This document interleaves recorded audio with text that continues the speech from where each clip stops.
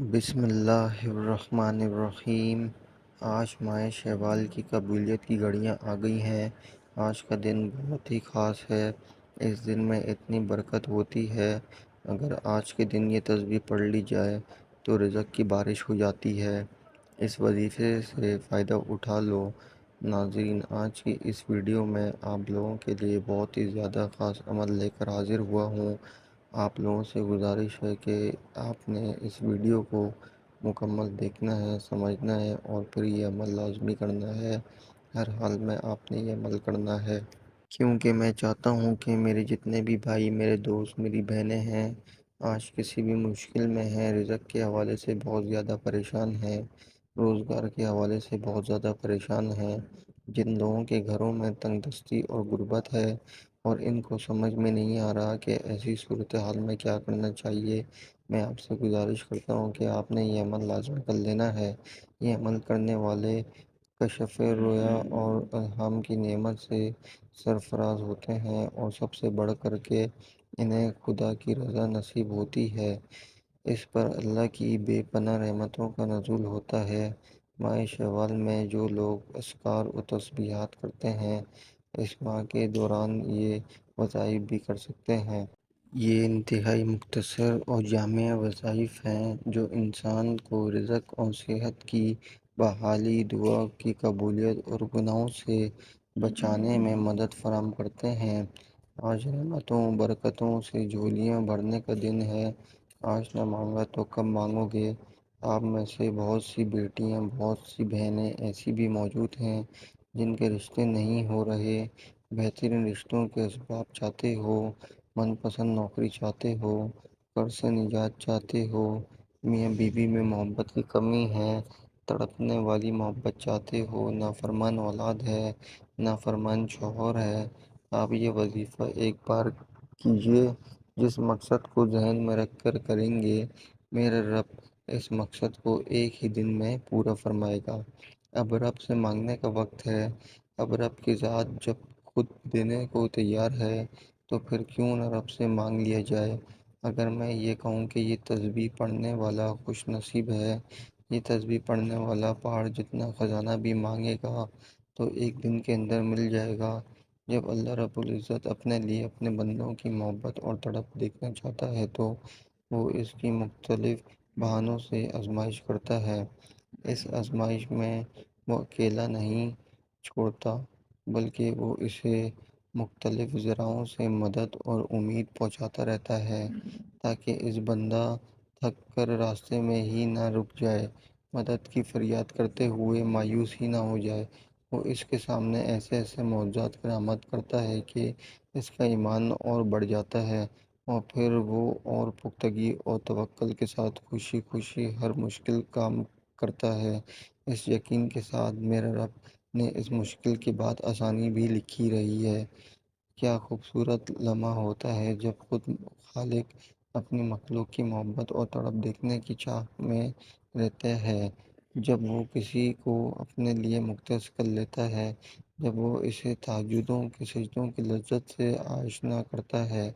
جس نے اپنی روح اپنے بندوں میں پھونکی، وہ کیسے پھر اپنے بندوں سے جدا ہو سکتا ہے؟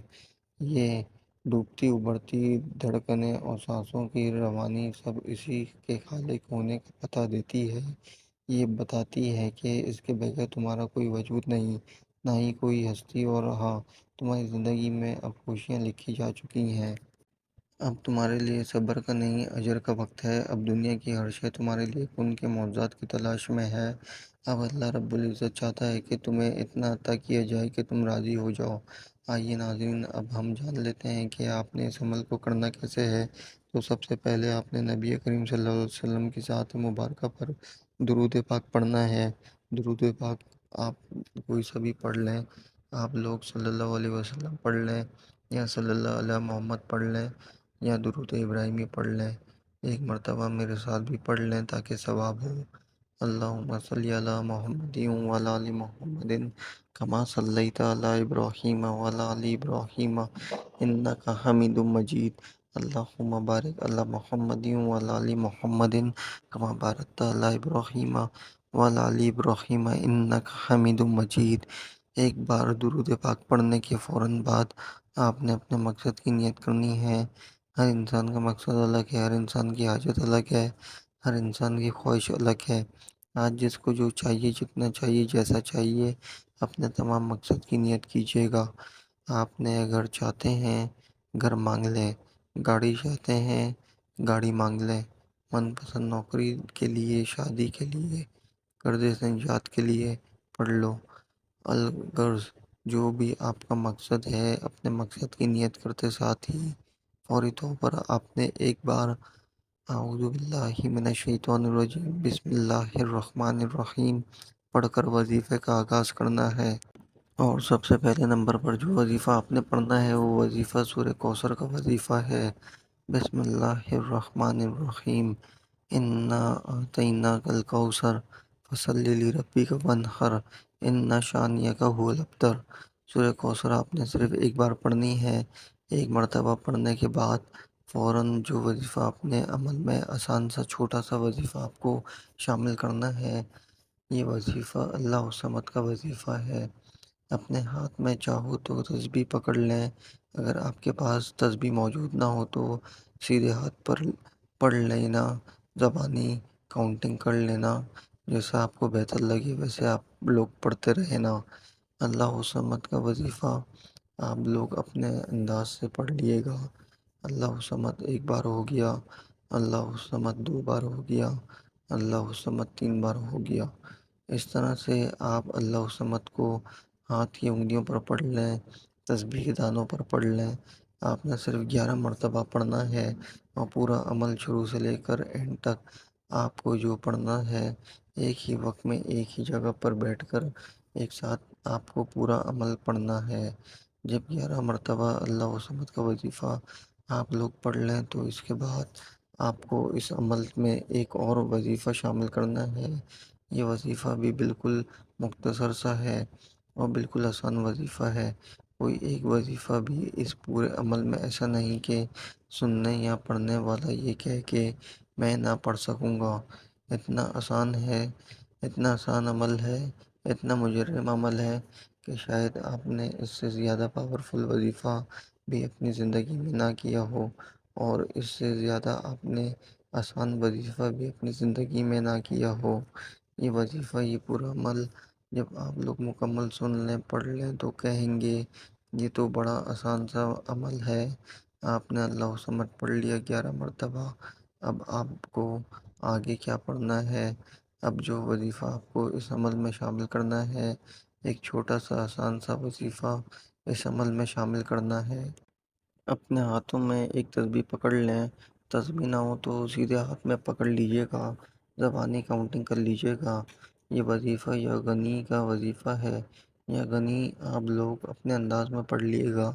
یا غنی ایک بار ہو گیا، یا غنی دو بار ہو گیا، یا غنی تین بار ہو گیا۔ یہ وظیفہ یا غنی کا آپ نے 11 مرتبہ پڑھنا ہے۔ جب 11 مرتبہ یا غنی کا وظیفہ بھی آپ لوگ پڑھ لیں تو فوراً آپ کو اس عمل میں آگے کیا پڑھنا ہے، یہ آپ لوگ سمجھیں۔ بالکل اینڈ میں، بالکل آخر میں آپ لوگوں کو یہ آخری وظیفہ پڑھنا ہے۔ استغفر اللہ، استغفر اللہ، استغفر اللہ پڑھتے رہیں۔ استغفر اللہ، استغفر اللہ۔ آپ لوگ اپنے انداز سے پڑھیے گا۔ استغفر اللہ ایک بار ہو گیا، استغفر اللہ دو بار ہو گیا، استغفر اللہ تین بار ہو گیا۔ اس طرح سے آپ استغفر اللہ کو ہاتھ کی انگلیوں پر پڑھ لیں، تسبیح کے دانوں پر پڑھ لیں۔ آپ نے 21 بار پڑھنا ہے۔ اب سارے عمل کی ترتیب کچھ اس طرح سے ہوگی۔ سب سے پہلے آپ نے ایک مرتبہ کوئی سا بھی درود پاک پڑھ لینا ہے، پھر آپ نے اعوذ باللہ من الشیطان الرجیم بسم اللہ الرحمن الرحیم پڑھ لینا ہے۔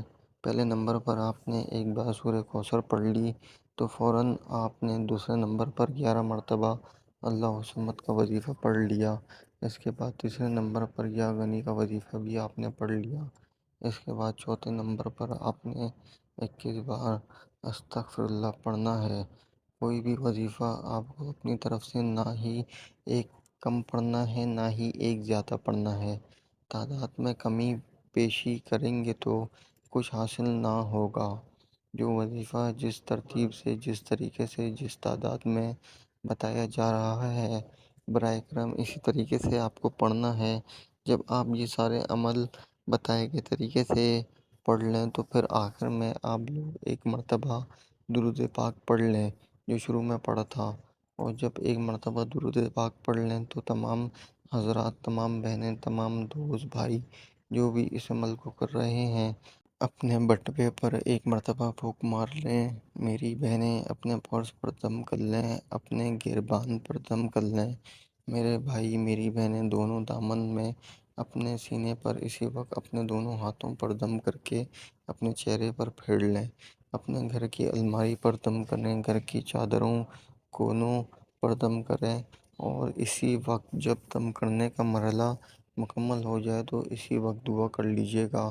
اگر دکان پر ہوں تو آخر میں دکان پر اسی طریقے سے اپنے آپ پر اور دکان میں جہاں جہاں دم کرنا چاہیں دم کر لیں اور پھر دعا مانگ لیں۔ اب وظیفہ مکمل ہو چکا، اب رب سے نعمتیں لینے کا وقت ہے، اب رب سے حاجات کو پورا کروانے کا وقت ہے۔ جو بندہ وظیفے کے بعد اپنے ہاتھ اٹھا کر دعا نہیں کرتا، میرا رب اس کے وظیفے کو اس کے منہ پر مار دیتا ہے۔ اس لیے خدا را، جب اتنا طاقتور وظیفہ جو صرف 1 منٹ میں پڑھا جائے، رب کو راضی کرنے کے بعد انعامات لینے کے وقت مصلی نہ چھوڑا کریں۔ اب اپنا ہاتھ اٹھا کر ضد کر کے مانگیے گا، ہو سکے تو سجدے کی حالت میں چلے جائیں، کیونکہ انسان سجدے کی حالت میں اللہ تعالیٰ کے قریب ترین ہوتا ہے۔ آپ ضد کر کے مانگیں، آپ مصطفیٰ صلی اللہ علیہ وسلم کے وسیلے سے مانگیں۔ میرا رب مصلی سے سر اٹھانے سے پہلے تقدیر کے بند تالوں کو کھول دے گا۔ میں بار بار کہہ رہا ہوں کہ 6 شوال پیر کے دن لاپرواہی مت کرنا، یہ وظیفہ ہر کسی کے نصیب میں نہیں آئے گا۔ میرا رب اس وظیفے کی توفیق صرف اسی کو دے گا جس کا نصیب اور تقدیر بدلنا ہے۔ دعا ہے کہ رب کریم میرا سنانا اور آپ کا سننا اپنی پاک بارگاہ الہی میں قبول و منظور فرمائے۔ محترم ناظرین، کمنٹ باکس میں اللہ تعالیٰ کے 99 ناموں میں سے ایک نام ضرور ٹائپ کریں۔ شکریہ۔ اللہ تعالیٰ ہم سب کا حامی و ناصر ہو، آمین۔